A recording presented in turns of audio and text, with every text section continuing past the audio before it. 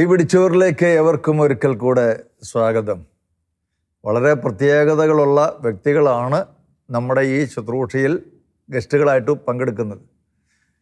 ഇന്ന് വളരെ പ്രത്യേകതകൾ നിറഞ്ഞ ഒരു മനുഷ്യനെ നമ്മൾ പരിചയപ്പെടുകയാണ്.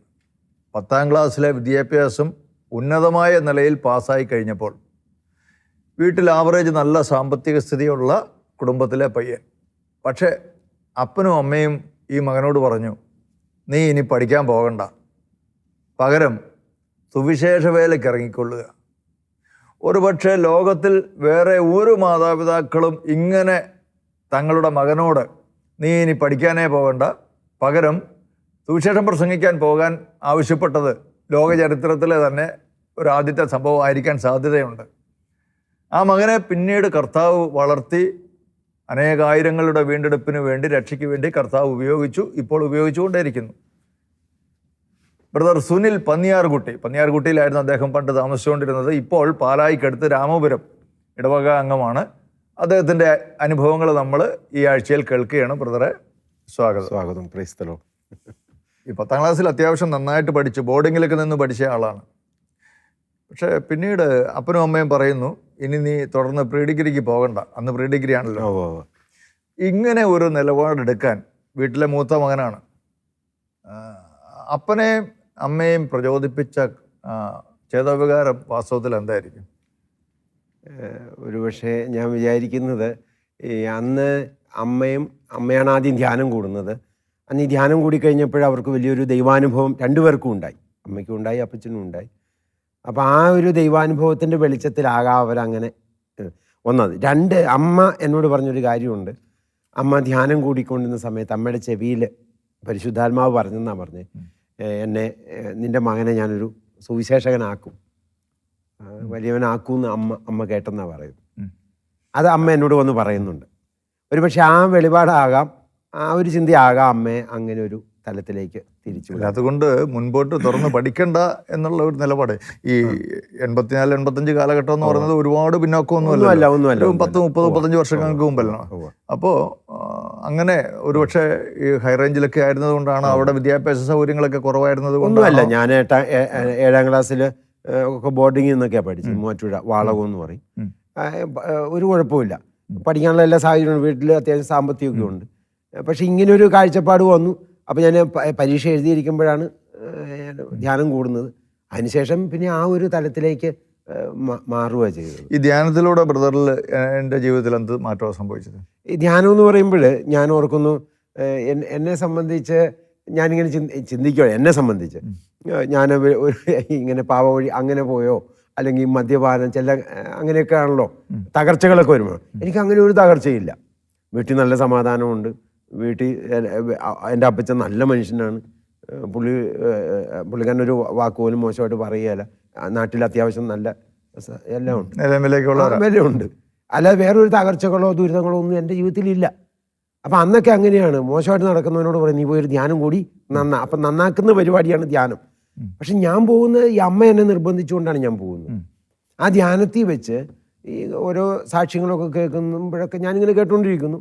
പക്ഷേ ഈ ആദ്യമായിട്ടാണ് ഈ അൽമായർ വചനം പറയുന്നത് ഞാൻ കേൾക്കുന്നത്. കാരണം അച്ഛന്മാരാണല്ലോ സുവിശേഷം പറയുന്നത്. അപ്പോൾ അത് കുഞ്ഞേട്ടൻ എന്ന് പറയും. കുഞ്ഞേട്ടൻ വീട്ടുപേര് ഞാൻ മറന്നുപോയി. പൈങ്ങോട്ടൂർ എന്ന് പറഞ്ഞ സ്ഥലത്താണ് കുഞ്ഞേട്ടൻ്റെ വീട്. കുഞ്ഞേട്ടൻ എന്നെ ഒത്തിരി സ്വാധീനിച്ചു. അതുപോലെ ജോർജ് എന്ന് പറഞ്ഞ ഒരു ബ്രദർ ഉണ്ടായിരുന്നു. ഇവർ രണ്ടുപേരും, പിന്നെ പള്ളിക്കുന്നേലച്ഛൻ, അഗസ്റ്റ്യൻ പള്ളിക്കുന്നേലച്ഛൻ. അച്ഛൻ മരിച്ചുപോയി. അച്ഛനെ ഞാൻ ഈ സമയം ഓർക്കുകയാണ്. വിശുദ്ധനായ ഒരു വൈദികനാണ്. അച്ഛനാണ് ശരിക്കും എനിക്ക് തോന്നുന്നത് ഈ കേരളത്തിൽ, അച്ഛൻ ഈ അമേരിക്കയിൽ ഈ നവീകരണം പൊട്ടിപ്പുറപ്പെട്ട ആ സ്ഥലത്ത് പഠിപ്പിച്ച അച്ഛനാണ്. അപ്പോൾ അച്ഛനിലൂടെയാണ് ആ കാലഘട്ടങ്ങളിൽ വലിയ ഒത്തിരി PhD ഒക്കെ ഉണ്ട്. അപ്പോൾ അച്ഛൻ നിന്ന് വളരെ ഒരു കൊച്ചു കുഞ്ഞിനെ പോലെ സുവിശേഷം പറയുന്നു. നമുക്കത് ചിന്തിക്കാൻ പറ്റുന്ന കാര്യമല്ലല്ലോ. അതൊക്കെ എന്നെ അത്ഭുതപ്പെടുത്തി. പിന്നീട് ഈ ആരാധനയുടെ, പ്രാർത്ഥനയുടെ ഒക്കെ സമയത്ത് എന്നെ കർത്താവ് സ്പർശിക്കുകയാണ്. എനിക്കൊരു ദൈവാനുഭവം കിട്ടുകയാണ്. ദൈവാനുഭവം എന്ന് പറഞ്ഞാൽ നമുക്കൊരു പ്രത്യേക ഒരു അനുഭൂതിയും എല്ലാം ഉണ്ട് അതിനകത്ത്. ഒരു സന്തോഷം, ഒരു ആത്മീയ സന്തോഷം. നമ്മൾ എന്തോ ഒരു പ്രത്യേക ഒരു അവസ്ഥയിൽ നിന്ന് ഒരു വേറൊരു അവസ്ഥയിലേക്ക് മാറുന്ന ഒരു എന്ന് പറഞ്ഞാൽ ഈ വചനം കേൾക്കാനുള്ള ദാഹം, അവിടെ പോയി പ്രാർത്ഥിക്കാനുള്ള ദാഹം ഒക്കെ നമുക്ക് കിട്ടുമോ? ചാപ്പലിൽ നിന്ന് നമുക്ക് മാറാൻ പറ്റുന്നില്ല. ഇതെല്ലാം ആ ധ്യാനത്തിലൂടെയാണ് എനിക്കതെല്ലാം ലഭിച്ചത്. കുമ്പസാര സമയത്തൊക്കെ ഞാൻ കരയുക ചെയ്ത്, കണ്ണീന് ചുമ്മാ ഇങ്ങനെ കണ്ണീര് വരിക. അപ്പോൾ എന്നെ കുമ്പസാരിപ്പിച്ച അച്ഛൻ പറഞ്ഞു, വിഷമിക്കേണ്ട, എന്നൊക്കെ പറഞ്ഞു. ചാപ്പലിൽ പോയിരുന്ന് ഞാൻ ഉറങ്ങിപ്പോയി.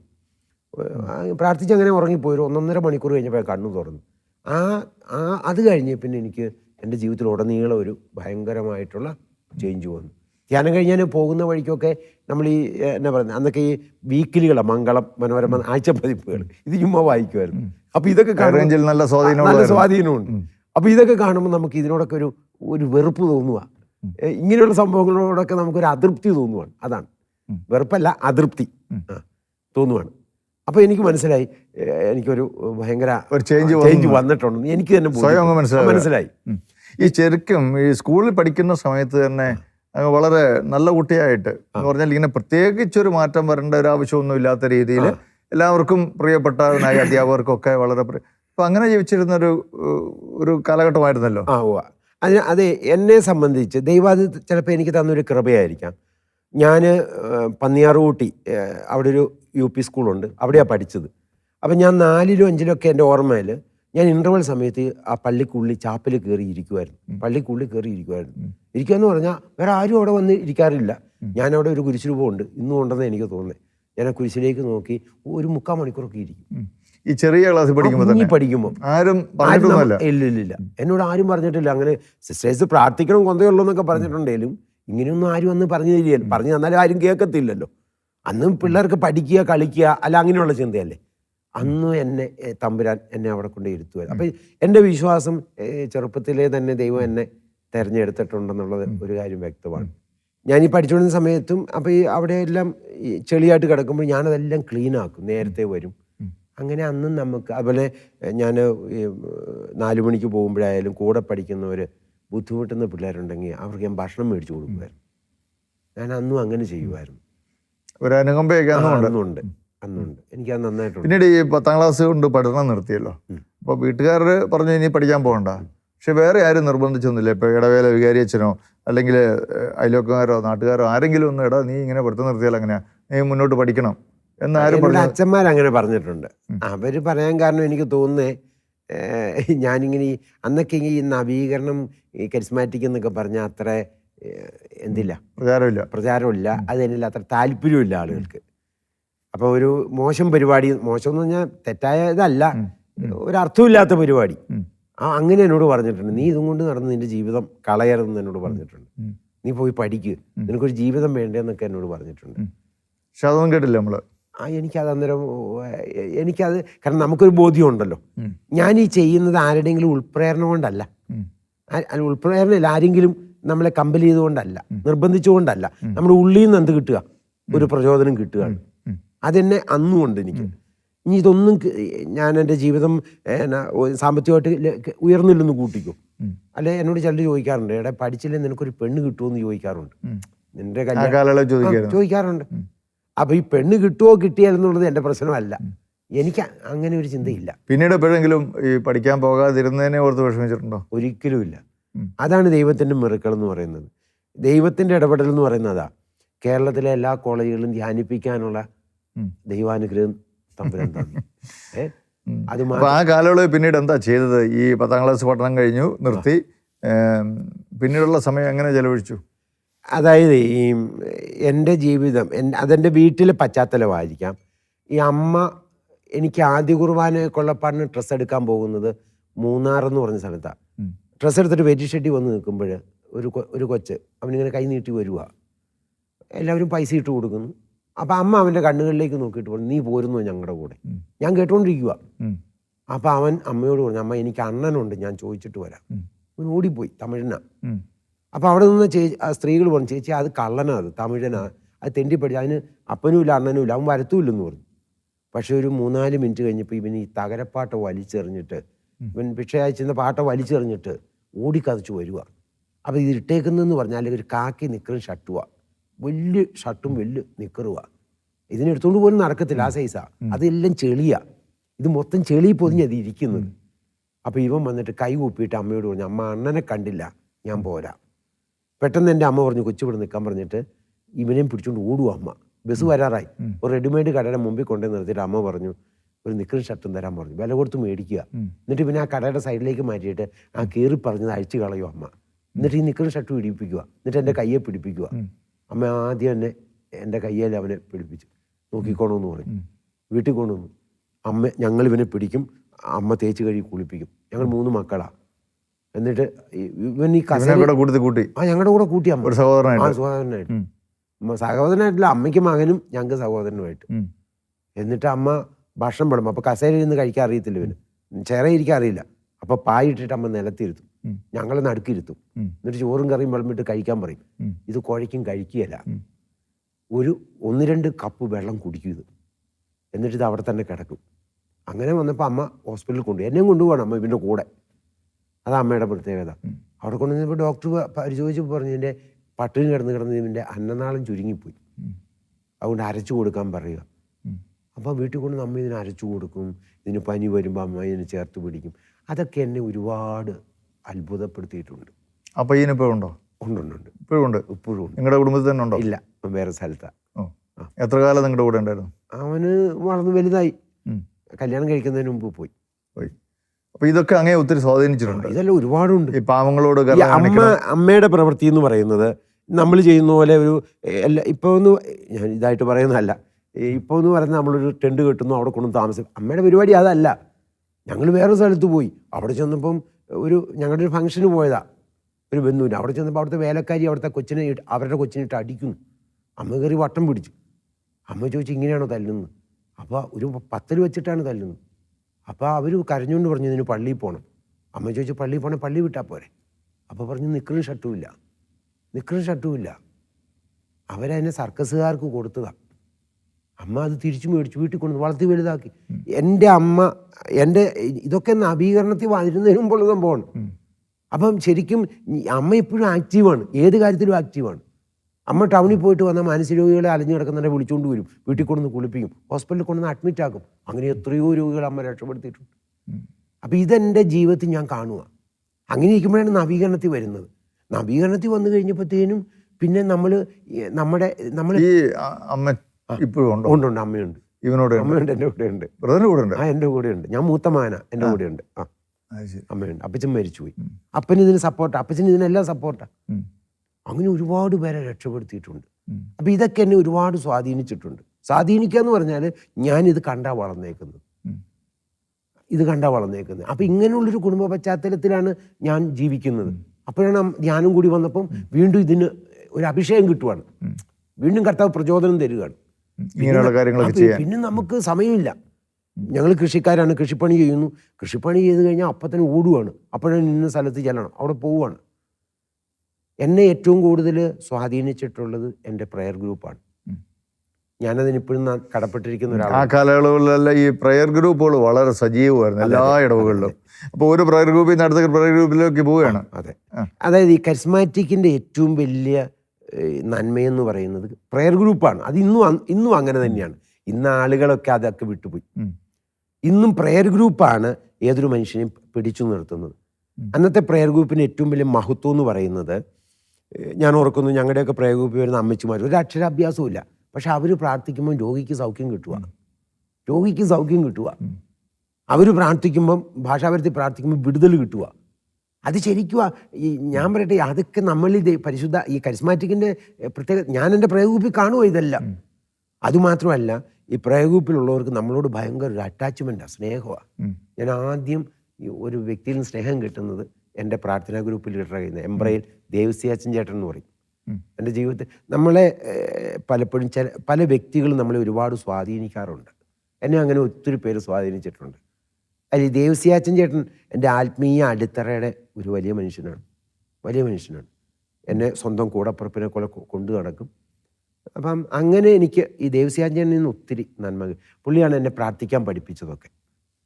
അങ്ങനെ എനിക്ക് പ്രയർ ഗ്രൂപ്പാണ് എന്നെ ശരിക്കും റിന്യൂവലിൻ്റെ ഒരു തലത്തിലേക്ക് എന്നെ മാറ്റിയത്. ആ കാലയളവിലുള്ള നവീകരണ പ്രവർത്തനങ്ങളൊക്കെ എങ്ങനെയായിരുന്നു പിന്നീട്? ഞാൻ ആ സമയങ്ങളിൽ ഞാൻ ഓർക്കുന്നു, ഞാനിവിടെ ഈ ഇടവകയിൽ ആക്റ്റീവാണ്. ഇടവകയിൽ ഇങ്ങനെ പ്രയർ ഗ്രൂപ്പൊക്കെ ആയിട്ട് പോകുമ്പോഴാണ് ജെയിംസ് കുട്ടി ചമ്പക്കുളം എൻ്റെ ജീവിതത്തിൽ ദൈവം ഓരോ സമയത്ത് ഓരോ വഴി തിരിച്ചു വിടുന്ന ഒരു ടൈമാണ്. ആ സമയത്താണ് ഈ ജെയിംസ് കുട്ടി വരുന്നത്. അപ്പോൾ ജെയിംസ് കുട്ടി വന്ന് യുവജന ധ്യാനം, ഞാൻ യുവജന ധ്യാനം കൂടുക മാത്രമല്ല, അത് സംഘടിപ്പിക്കുന്നതെല്ലാം ഈ വലിയവരുടെ കൂടെയാണെന്ന് ഞാൻ എല്ലാം. അപ്പോൾ അതിനകത്ത് ഒരു അമ്മച്ചി, ഈ അമ്മച്ചിമാർക്ക് എന്നെ ഭയങ്കര കാര്യമാണ്, ഭയങ്കര ഇഷ്ടമാണ്. കാരണം ഞാൻ ഈ പയ്യനായിട്ടുള്ളൂ, ബാക്കിയെല്ലാം ഈ ഒരു 50 കഴിഞ്ഞവരാ. അതുകൊണ്ട് എന്നെ ഭയങ്കര ഇഷ്ടമാണ്. അപ്പോൾ ഈ അമ്മച്ചി ഈ ജെയിംസ് കുട്ടിയോട് പറഞ്ഞു, ഞങ്ങൾക്കൊരു കൊച്ചുണ്ട്, അങ്ങനെയാണ് പറയുന്നത്, ഞങ്ങൾക്കൊരു കൊച്ചുണ്ട്, അവനെയും ഇതുപോലെ കൊണ്ടുപോയി എന്ത് ചെയ്യണം, ധ്യാനിപ്പിക്കാൻ പഠിപ്പിക്കണം അമ്മച്ചി പറയണം. അപ്പോൾ ഈ ജെയിംസ് കുട്ടി ബ്രദർ പറഞ്ഞു, എൻ്റെ അമ്മച്ചി ഇതങ്ങനെ പഠിപ്പിക്കുന്ന കാര്യമല്ല, അങ്ങനെയൊന്നുമുള്ള കാര്യമല്ല എന്നൊക്കെ പറഞ്ഞു. എന്നിട്ട് ഈ അമ്മച്ചി പുറകെ നടക്കുകയാണ്, ഈ ബ്രദറിൻ്റെ പുറകെ. അത് എനിക്ക് വേണ്ടി ദൈവം ചെയ്ത കാര്യമാണത്. അപ്പോൾ ഈ ബ്രദർ ചോദിച്ചു, നല്ല അത് ഞങ്ങളുടെ സുനിലാണ്, അന്ന് അങ്ങനെയാണ് പറയുന്നത്, ഞങ്ങളുടെ സുനിലിനെ അവർ പറയൂ, ഞങ്ങളുടെ കൊച്ചാ, ഞങ്ങളുടെ സുനില എന്ന് പറയുക. അപ്പം ജെയിംസ് കുട്ടി എന്നെ വിളിച്ചു, പേരൊക്കെ ചോദിച്ചു. അപ്പോൾ തൊട്ടടുത്ത് ജോസ്ഗിരി പള്ളിയുണ്ട്, തൊട്ടടുത്തല്ല, കുറേ അടുത്ത ധ്യാനം ബ്രദറിൻ്റെ അവിടെയാണ്. അപ്പോൾ ഈ ബ്രദർ എന്നോട് പറഞ്ഞു, ഒരു കാര്യം ചെയ്യും, ആ ധ്യാനത്തിന് ഒന്നൊരു സാക്ഷ്യം പറയാൻ പറഞ്ഞു. അപ്പം ഞാൻ പറഞ്ഞു, സാറേ എനിക്ക് അങ്ങനെ സാക്ഷ്യമൊന്നുമില്ല, സാറിന് സാക്ഷ്യം എന്ന് പറയുന്നത് ഒന്ന് കള്ളുകൂടിയല്ല, ഇതാണ്, എനിക്കങ്ങനെ സാക്ഷ്യമൊന്നുമില്ല. അല്ല, സുനിലിൻ്റെ അനുഭവം പറഞ്ഞാൽ മതി എന്ന് പറഞ്ഞു. അങ്ങനെ ഞാൻ അവിടെ ചെല്ലുകയാണ്. ചെന്നപ്പോൾ 150 യുവജനങ്ങളുണ്ട്. അപ്പോൾ അന്നൊക്കെ ഈ സാക്ഷ്യം എന്ന് പറഞ്ഞാൽ ഭയങ്കര ആളുകൾക്ക് ഇഷ്ടമാണ് ഇത് കേൾക്കാൻ. അപ്പം ബ്രദർ എന്നെ പരിചയപ്പെടുത്തി, ഞാൻ കയറി ചെറിയ സാക്ഷ്യം പറഞ്ഞിങ്ങനെ എനിക്ക് കിട്ടിയ ദൈവാനുഭവം. അത് ഞാൻ പോകാൻ തുടങ്ങിയപ്പം ബ്രദർ പറഞ്ഞു, ഇന്ന് അഭിഷേക ആരാധനയാണ്, തലയിൽ കൈവച്ച് പ്രാർത്ഥിക്കണം. അപ്പോൾ സുനിലും കൂടെ നിൽക്കാൻ പറഞ്ഞു. അപ്പം ഞാൻ പറഞ്ഞു, ബ്രദറെ എനിക്ക് അങ്ങനെയുള്ള കാര്യസമൊന്നുമില്ല, കൃപയൊന്നുമില്ല, അതൊന്നും വേണ്ട, ഞാൻ പറയുന്നത് സുനിൽ കേൾക്കാൻ പറഞ്ഞു, തലയിൽ കൈവച്ച് പ്രാർത്ഥിക്കാൻ പറഞ്ഞു. എന്നെ അവിടെ വെച്ചാണ് ദൈവം അഭിഷേകം ചെയ്യുന്നത്. ഞാൻ ഇന്നും എനിക്കിങ്ങനെയുള്ള സ്ഥലങ്ങൾ എൻ്റെ മനസ്സിൽ എപ്പോഴും ഉണ്ട്. ഞാൻ അവിടെ പോകണമെന്ന് ഓർത്താണ് ഇരിക്കുന്ന ഇടയ്ക്കിടയ്ക്ക്, ഇനിയും സമയം കിട്ടുമ്പോൾ. ജോസ്ഗിരി പള്ളി എൻ്റെ ജീവിതത്തിലൊരു സംഭവമാണ്. ഞാൻ ഇന്നും ഓർക്കുന്നു, ഞാൻ ആൾത്താരെ പോയി ഞാൻ ഇങ്ങനെ കൈ പിടിച്ച് ഈ പിള്ളേർക്ക് വേണ്ടി ഈ യൂത്തിന് വേണ്ടി, എൻ്റെ എന്നെക്കാളും പ്രായമുള്ളവരൊക്കെ ഇരിക്കുന്നത്, അവർക്ക് വേണ്ടി പ്രാർത്ഥിക്കാനായിട്ട് കർത്താവ് എന്നെ അഭിഷേകം ചെയ്യണമെന്ന് പറഞ്ഞ് ഞാനിങ്ങനെ കൈ പിടിച്ച് നിൽക്കുമ്പോൾ ഈ കൈക്കകത്ത് തീ കത്തി ഇറങ്ങുന്ന അനുഭവം എനിക്ക് ആദ്യമായിട്ട് കിട്ടുന്ന ഒരു അനുഭവം അതാണ്. എൻ്റെ ഈ കയ്യിൽ തീ കത്തി ഇറങ്ങുന്ന ഒരു അനുഭവം. അങ്ങനെയാണ്, അതാണ് എൻ്റെ ജീവിതത്തിലെ ഫസ്റ്റ് ഈ ഗോഡ് സ്പിരിറ്റ് എന്ന് വെച്ചാൽ എനിക്ക് പ്രകടമായ ഒരു അനുഭവം കിട്ടിയത്. പിന്നീട് ഈ യുവത്വത്തിലേക്കൊക്കെ വന്നല്ലോ, അപ്പം ആ സമയത്തുള്ള ഈ ശുശ്രൂഷാപരമായിട്ടുള്ള കാര്യങ്ങളൊക്കെ എങ്ങനെയാണ് മുന്നോട്ട് പോയത്? ഞാൻ യുവത്വത്തിൽ ധ്യാനം കൂടിയപ്പം ഞാൻ അന്നൊക്കെ ഈ സിനിമാ ഭ്രാന്തനായിരുന്നു, സിനിമ കാണുമായിരുന്നു, എനിക്കിഷ്ടമായി. ഞാൻ നന്നായിട്ട് അഭിനയിക്കുന്ന ആളാണ്, ഇപ്പോഴും എനിക്ക് അഭിനയിക്കാൻ ഇഷ്ടമാണ്, നന്നായിട്ട് അഭിനയിക്കും. എനിക്ക് സ്കൂളിൽ വെച്ചൊക്കെ മെഡൽ കിട്ടിയിട്ടുണ്ട് ഈ യുവജനോത്സവത്തിലൊക്കെ ആക്ട് ചെയ്യുന്ന നന്നായിട്ട്. അപ്പോൾ അതെല്ലാം ഇവിടെ ഈ യൂത്തിൽ പ്രവർത്തിച്ചപ്പോൾ പ്രയോജനപ്രദമായി. ഞാൻ അതിലേക്ക് വരുന്നത്. അപ്പം എനിക്ക് ഈ സിനിമാ ഭ്രാന്തനാണ്. ഞാൻ ഇന്ന് റിന്യൂവലിൽ വന്നപ്പോൾ ആദ്യം തീരുമാനമെടുത്തു, എനിക്ക് ഏറ്റവും ഇഷ്ടപ്പെട്ടത് സിനിമ മോശമായിട്ടല്ല, അത് വേണ്ടെന്ന് അങ്ങോട്ട് വെച്ചാൽ അത് പിന്നെ ഞാൻ ഇന്ന് വരെ സിനിമ കണ്ടിട്ടില്ല. അപ്പം ഞാൻ എന്ത് ചെയ്തു, അപ്പോൾ ഈ ജെയിംസ് കുട്ടി ഇങ്ങനെ എന്നെ പിന്നെ ടീമിൽ ഉൾപ്പെടുത്തി. അതിനുശേഷം വേറൊരു വഴിത്തിരിവായത് ഇടുക്കി തങ്കച്ചായനെ കണ്ടുമുട്ടിയതാണ്. ഇടുക്കി തങ്കച്ചായനാണ് എൻ്റെ ആത്മീയ ഗുരു. ശരിക്കും തങ്കച്ചായനാണ് എന്നെ ഈ റിന്യൂവൽ എന്താണെന്ന് പഠിപ്പിച്ച മനുഷ്യൻ. അപ്പോൾ തങ്കച്ചായനെ കണ്ടുമുട്ടി. അതിനുശേഷം ഞാൻ യൂത്തിൽ പ്രവർത്തിക്കാൻ തുടങ്ങി, യുവജനങ്ങളെ സംഘടിപ്പിക്കാനായിട്ട്. അപ്പം ഞാൻ ഇടവക തോറും പോകും. തങ്കച്ചായന്റെ നേതൃത്വത്തിൽ ഒരുപാട് കാര്യങ്ങൾ തങ്കച്ചായനാണ് ശരിക്കും ഇടുക്കിയിൽ നവീകരണത്തിൻ്റെ വിത്തിട്ട ആള് എന്ന് പറയുന്നത് തങ്കച്ചായനാണ്. ഈ തങ്കച്ചായനെ കണ്ടുമുട്ടിയപ്പോഴാണ് ശരിക്കും എനിക്ക് ഈ ആത്മീയത എന്താ, അതിനു മുമ്പൊക്കെയുള്ള ആത്മീയത ഞാൻ കണ്ടിരിക്കുന്നത് ഈ പ്രകടമായ ഭാഷാപരം, രോഗശാന്തി, ഇതൊക്കെയാണ്. അപ്പോൾ ഈ തങ്കച്ചായനിലൂടെയാണ് ഈ സഭയെക്കുറിച്ചും റിന്യൂവൽ എന്താണ്, നവീകരണം എന്താണ്, രണ്ടാം വത്തിക്കാൻ കൗൺസിലിൻ്റെ കാര്യങ്ങൾ, അതൊക്കെ തങ്കച്ചായനാണ് ഞങ്ങൾക്ക് പറഞ്ഞു തരുന്നത്. എന്നെ ആത്മീയമായി വളർത്തിയ ഒരു ഘടകം, ഈ തങ്കച്ചായൻ ഒരു സെല്ലുണ്ടായിരുന്നു വാഴത്തോപ്പിൽ, ലത്തീൻ പള്ളിയിൽ. എൻ്റെ കറക്റ്റ് ഞാൻ വർഷങ്ങൾ ഓർക്കുന്നില്ല, എന്നാലും ഒരു 90 മുതൽ ഞാൻ ആ സെല്ലിൽ ആക്റ്റീവ് മെമ്പറായിരുന്നു. 90 മുതൽ, അതായത് വീട്ടിൽ നിന്ന് ആ സെല്ലിൽ പോകണമെങ്കിൽ ഒരു 10-35 രൂപയുടെ ദൂരം പോകണം, അത്രയും ഉണ്ട്. അപ്പോൾ അമ്മ എനിക്ക് ചോറൊക്കെ, അതാണ് അമ്മയുടെ പ്രത്യേകത, അമ്മ ചോറ് എനിക്കും ചോറും കപ്പയൊക്കെ വേവിച്ച് ഈ സെല്ലിൽ ഞങ്ങൾ 10-15 പേരുണ്ട് ഈ സെല്ലിൽ, പല സ്ഥലത്തുനിന്ന് വരുന്നവരാ. ഞങ്ങൾക്ക് അമ്മ ഇതെല്ലാം ഉണ്ടാക്കി തന്നു വിടും. ഞാൻ ഭക്ഷണമായിട്ടാണ് പോകുന്നത്. എന്നിട്ട് രാത്രി മുഴുവൻ ഇരുന്ന് ഞങ്ങൾ കുറേ സമയം പ്രാർത്ഥിക്കും, കുറേ സമയം ഞങ്ങൾ ഷെയർ ചെയ്യും, ഞങ്ങളുടെ കാര്യങ്ങളൊക്കെ ഷെയർ ചെയ്യും. ആ സെല്ലാണ് എന്നെ ഈ യുവജനങ്ങളുടെ ഇടയിലേക്ക് വരാനൊക്കെ ആയിട്ട് കാരണം. പിന്നീട് ഈ വിവാഹ ജീവിതത്തിലേക്ക് പ്രവേശിക്കുന്ന ഏത് കാലഘട്ടത്തിലാണ്? അത് 96-ലാണ്. അപ്പോഴത്തേക്കും നിങ്ങളുടെ ഈ കുടുംബത്തിലെ സാമ്പത്തിക സ്ഥിതിയൊക്കെ എങ്ങനെയായിരുന്നു ആ സമയത്ത്? പിന്നീട് ഒത്തിരി തകർച്ചകളൊക്കെ ജീവിതത്തിൽ അതൊക്കെ ഉണ്ടായിട്ടുണ്ട്. ആ കാലഘട്ടമൊക്കെ എങ്ങനെയായിരുന്നു? കല്യാണം കഴിക്കുന്ന സമയത്ത് ഒന്നും പ്രശ്നങ്ങളൊന്നുമില്ല. 96-ലൊക്കെ ഞാൻ നവീകരണത്തിൽ നന്നായിട്ട് പ്രവർത്തിക്കുന്ന സമയമാണ്. അന്ന് എല്ലക്കല്ല് 3000 എല്ലക്കല്ല് അതെൻ്റെ ജീവിതത്തിലെ ഒരു വലിയ സംഭവമാണ്. ഞാൻ ഈ ഇടവക തോറും പോവും, വീടുകൾ കയറും, യൂത്തിനെ പോയി വ്യക്തിപരമായിട്ട് കാണും, അവരെ വിളിച്ചുകൊണ്ട് വരും, അവരെ കൊണ്ടുവരാനായിട്ട് ഞാൻ ഒത്തിരി കഷ്ടപ്പെട്ടിട്ടുണ്ട്. ചില വീട്ടിൽ ചെന്ന് പണി ചെയ്ത് കൊടുക്കണം. അപ്പം ഞാൻ പോയി പണി കൊടുക്കും, പണി ചെയ്യും. പണി ചെയ്ത് റബ്ബർ തൈ ഒരാളെ പ്രയർ ഗ്രൂപ്പിലേക്ക് കൊണ്ടുവരണമെങ്കിൽ ആ അമ്മച്ചി പറഞ്ഞു ഇവിടെ റബ്ബർ തൈ കൊണ്ട് വെച്ചേക്കുക, വെച്ച് തീർന്നിട്ടില്ലെന്ന് പറഞ്ഞു. ഞാൻ എത്രണ്ണം ഉണ്ട്, 250 റബ്ബർ തൈയും കൂടെ വെക്കണമെന്ന് പറഞ്ഞു. ഞാനും എൻ്റെ കൂട്ടുകാരനും കൂടി 250 റബ്ബർ തൈ വെച്ചു. എന്നിട്ട് കൊണ്ടുവരുന്നത്. അപ്പൊ അമ്മച്ചി പറഞ്ഞു ഇടയ്ക്കിടയ്ക്ക് ഇതുപോലെ വന്നിട്ട് അവനെ കൊണ്ടുപോയിക്കോളാൻ പറഞ്ഞു. ഞാൻ അമ്മച്ചിക്ക് പണി ചെയ്ത് കിട്ടും, പിന്നെ കൊണ്ട്. പക്ഷെ വേറൊരു കാര്യമുണ്ട്, അവന് ഇന്ന് കേരളത്തിൽ അറിയപ്പെടുന്ന ഒരു ധ്യാനഗുരുവാണ്. എനിക്ക് ദൈവം അങ്ങനെ ഒത്തിരി ആത്മാക്കളെ തന്നിട്ടുണ്ട്, ചെറുപ്പക്കാരെ തന്നു. അന്നുള്ളൊരു പ്രത്യേകത ആ കാലയളവിലൊക്കെ ശരിക്കും ഒരു ദിവസം പോലും മെനക്കെടാതെ ഇങ്ങനെ ഇടവകൾ തോറും പോവാണ്, ധ്യാന കേന്ദ്രങ്ങൾ തോറും ഒക്കെ കൂടി ഇങ്ങനെ പൊയ്ക്കൊണ്ടിരിക്കുകയാണ്. എന്നെ വേറൊരു സംഭവം ഞാൻ പറയാം. ഞാനന്ന് യൂത്താണ്. ഞാനിങ്ങനെ ഓരോ ഇടവക, എൻ്റെ ഒരു പ്രത്യേകത എങ്ങനെയാണെന്ന് പറയും, ഞാൻ ഓരോ ഇടവകയെ ഫോക്കസ് ചെയ്യുവാണ്. നമ്മൾ ചെല്ലില്ല ഇങ്ങനെ ഈ ഭീകരപ്രവർത്തനം നടത്തുമ്പോൾ ഒരു ഏരിയ ഇങ്ങനെ ചെയ്ത് എന്ന് പറഞ്ഞല്ലേ നമ്മൾ അങ്ങോട്ടേക്ക് പോവാണ്, നമ്മളൊരു പടയാളിയാണ് എന്നാൽ അങ്ങനെയാണ് നമ്മുടെ ചിന്ത. അപ്പം ഞാനൊരു ഇടവക ഫോക്കസ് ചെയ്യുവാണ്. ആ ഇടവക ഫോക്കസ് ചെയ്ത് കഴിഞ്ഞാൽ പിന്നെ ഞാൻ വേറൊരു കാര്യവും ചിന്തിക്കുകയില്ല. അവിടെ പോയി കർത്താവിൻ്റെ എന്ന് വെച്ചാൽ അവിടെ ഒരു പ്രയർ ഗ്രൂപ്പ്, അവിടെ നിന്ന് ആളുകളെ സംഘടിപ്പിക്കുക. ഇതുപോലെ ഒരു ഇടവകയാണ് സ്ലീവാമല എന്ന് പറയും, രാജക്കാടിനപ്പുറം. ഇതെല്ലാം അന്നൊന്നും വണ്ടിയില്ല, ഇതെല്ലാം നടക്കുകയാണ് ചെയ്യുന്നത്. അപ്പം നടക്കുമ്പോഴോ നമ്മൾ ചുമ്മാ നടക്കുകയല്ല, ബൈബിളുണ്ട്, ഞാനൊരു സഞ്ചി കാണും, അത് തോളെ തൂക്കിയിടും, എന്നിട്ട് അമ്മ കാപ്പിയൊക്കെ ഉണ്ടാക്കി തരും. എന്നിട്ട് ഞാൻ 6 മണിക്ക് നടക്കണം. അത് ഏലത്തോട്ടത്തിൽ കൂടെയാണ് നടക്കുന്നത്. ഏലത്തോട്ടമൊന്നും ഒരു മനുഷ്യനിൽ ഒരു വീടില്ല. 6 മണിക്ക് നടന്നാലേ ഈ സ്ലീവാമലയെ ചെല്ലുമ്പോൾ മണി 11 ആവും. അപ്പോൾ എത്ര മണിക്കൂർ നടന്നു? 5 മണിക്കൂർ നടക്കുവാണ്. ഈ ശരിക്കും അങ്ങനെ പോയി ഈ യുവജനങ്ങളെയൊക്കെ കണ്ട് അവരോട് സുവിശേഷം പറഞ്ഞു കൊടുത്ത് അവർക്ക് വേണ്ടി പ്രാർത്ഥിച്ചേക്ക്. അപ്പൊ ആ കാലയളവിലൊന്നും ഒരു 10 പൈസ പോലും ഇതിന് പ്രതിഫലം കിട്ടത്തില്ല. ഇല്ല. ഇനി ഇത് കേട്ടോ, ഞാൻ അങ്ങനെ നടന്നു ചെല്ലുമ്പം ജെയിംസ് കക്കുഴി കേട്ടിട്ടുണ്ടോ? അച്ഛന് വലിയൊരു ധ്യാനഗുരുവാണ്. ഈ അച്ഛനാണ് ഇവിടുത്തെ വികാരി അച്ഛൻ. അപ്പോൾ അച്ഛൻ ചോദിച്ചു എന്നാ വന്നേ? ഞാൻ പറഞ്ഞു ഞാനിങ്ങനെ പന്നിയാറൂട്ടി ഇടവെന്ന് വരുന്നത്. എന്തിനാ വന്നത്? ഇവിടെ നവീകരണം, ഈ ജീസസ് യൂത്ത് കരിസ്മാറ്റിക് അതിനൊക്കെ സംഘടിപ്പിക്കാൻ വന്ന. അപ്പോൾ അച്ഛൻ എന്നെ തന്നെ നോക്കി, താൻ എങ്ങനെയാണ് വന്നത്? ഞാൻ പറഞ്ഞു പന്നിയാറൂട്ടിൽ നിന്ന് നടന്നു വന്നോ? ഇത് അച്ഛൻ്റെ ജീവിതത്തിൽ ആദ്യമായിട്ടാണ് ഒരാളിങ്ങനെ ഈ ആത്മീയ കാര്യത്തിന് വേണ്ടി, സാധാരണ ആവശ്യങ്ങൾക്ക് വേണ്ടിയിട്ടല്ല ചെല്ലുന്നത്.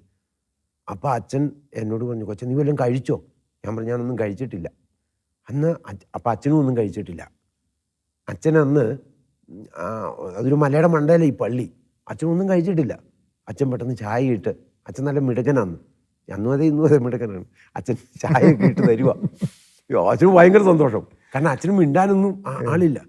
അപ്പം അച്ഛൻ എന്നോട് പറഞ്ഞു, എൻ്റെ വീട് ഇപ്പോൾ പാലക്കാട് രൂപതയിലേക്ക് പോയി കാരണവന്മാർ, ഞാനും അങ്ങോട്ട് പോവുക. അതുകൊണ്ട് സുനിലെ ഇനി വരുന്ന അച്ഛൻ വരുമ്പം സുനിൽ വാ, അന്നേരം നമുക്ക് സംഘടിപ്പിക്കാം എന്ന് പറഞ്ഞു. ഞാൻ പറഞ്ഞു ആയിക്കോട്ടെ. അച്ഛന് ഭയങ്കര സന്തോഷം. എന്നിട്ട് വർത്താനമൊക്കെ പറഞ്ഞ് എന്നെ വിട്ടു. എന്നാൽ അച്ഛൻ കരിസ്മാറ്റിക് ഒന്നുമല്ല.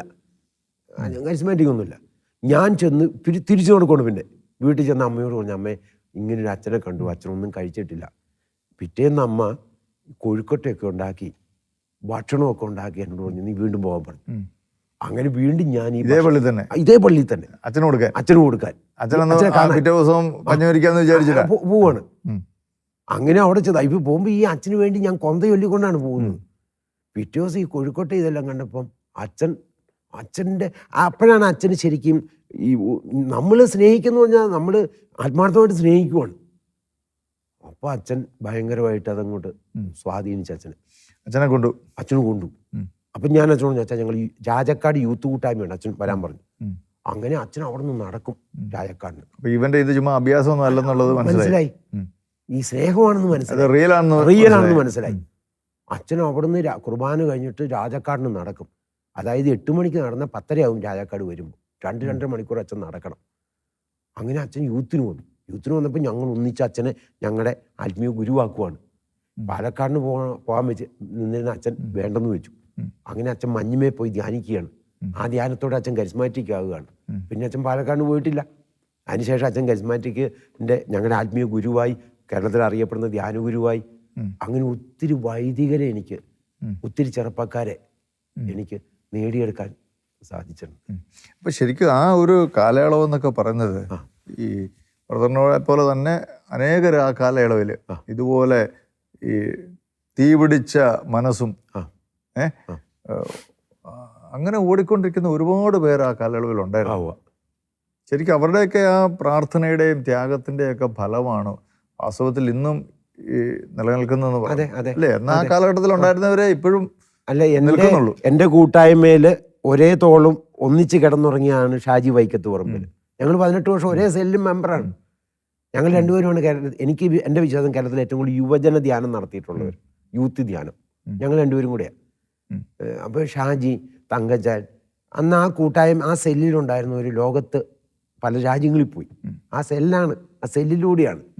ശരിക്കും ഈ ഇടുക്കി ജില്ലയുടെ ഒരുപാട് പ്രാന്തപ്രദേശങ്ങളിൽ ഇതുപോലെയുള്ള കരിസ്മാറ്റിക് നവീകരണം അതിശക്തമായ രീതിയിൽ വളരാൻ ഈ ഇടുക്കി തങ്കച്ചായൻ്റെ ഒപ്പം ചേർന്ന് നിന്ന് നിങ്ങളെപ്പോലെയുള്ളവർ ചെയ്ത പ്രവൃത്തികൾ, നിങ്ങളുടെ പ്രാർത്ഥനകൾ അത് വളരെ കാരണമായി തീർന്നിട്ടുണ്ടല്ലേ ആ കാലയളവിലൊക്കെ? പിന്നീട് ശരിക്കും ആ ഒരു അന്നത്തെ ആ തീയൊക്കെ പിന്നെ ഒത്തിരി കെട്ടുപോയിട്ടുണ്ടല്ലോ. അതിൻ്റെയൊക്കെ കാരണം എന്തായിരിക്കാം? എനിക്ക് തോന്നുന്നത് ഈ നവീകരണത്തിന് തന്നെ ഒത്തിരി മാറ്റം വന്നിട്ടുണ്ട്. ഇന്നിപ്പം നവീകരണം എന്ന് പറയുന്നത് ഞാനൊരു ഇതായിട്ട് പറയുന്നല്ല കേട്ടോ, ദൈവം അത് എനിക്കറിയില്ല അതിനെക്കുറിച്ച്. പക്ഷെ അന്നെന്ന് പറയുന്നത് അത് റിയലാണ് എന്ന് വെച്ചാൽ യാഥാർത്ഥ്യമാണ്. ഞങ്ങൾ തങ്കച്ചാൻ അങ്ങനെയാണ് പഠിപ്പിച്ചേക്കുന്നത്.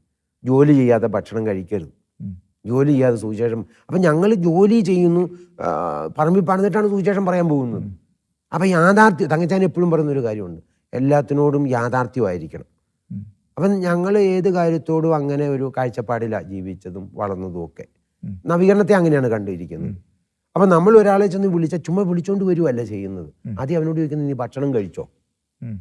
അവൻ്റെ വീട്, ഞാൻ എത്രയോ വീട് പണിയാൻ പോയിട്ടുണ്ടെന്നറിയാം.